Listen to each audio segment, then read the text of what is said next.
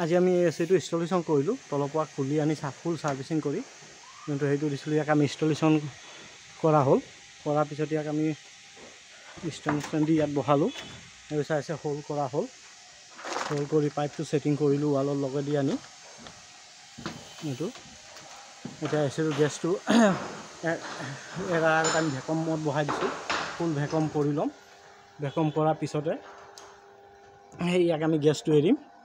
এই হাৱা যোনটো আছে চাহ হাৱা ওলোৱা হ'ল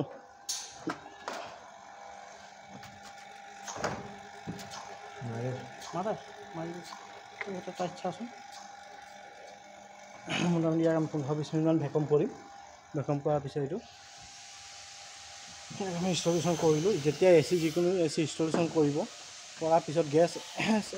এৰাৰ আগতে সদায় ইয়াক ভেকুম কৰি ল'ব ইয়াৰ ৱালৰ লগত একেবাৰে ফিক্স কৰি দিছোঁ যাতে ভাইব্ৰেশ্যন হয় পাইপৰ পৰা নাটৰ পৰা গেছ লিকেজ নহয় সেইটো ছেটিং কৰি এইখিনি দিলোঁ ইয়াক এতিয়া আমি ভেকুম মোটামুটি 15-20 মিনিট আমি ভেকুম কৰিম ভেকুম কৰাৰ পিছতে বাকী এচিটো গেছটো এৰি ৰানিং কৰি চেক কৰিম এইটো চাইছে ভেকুমত বহাই দিছোঁ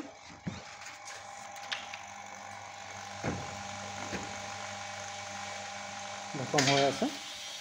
ভেকুমটো হৈ লওক হৈ যোৱাৰ পিছত আমি ইয়াক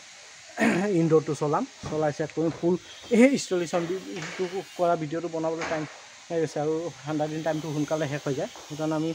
ফিটিং ইনষ্টলেশ্যনটো কৰি ল'লোঁ কৰাৰ পিছতে এতিয়া আমি ভেকুম কেনেকৈ কৰিব লাগে যিকোনো এচি যেতিয়া ইনষ্টলেশ্যন কৰিব নতুন হওক পুৰণা হওক তাক প্ৰপাৰ ভেকুম কৰিব প্ৰপাৰ ভেকুম কৰাৰ পিছতে গেছটো এৰিব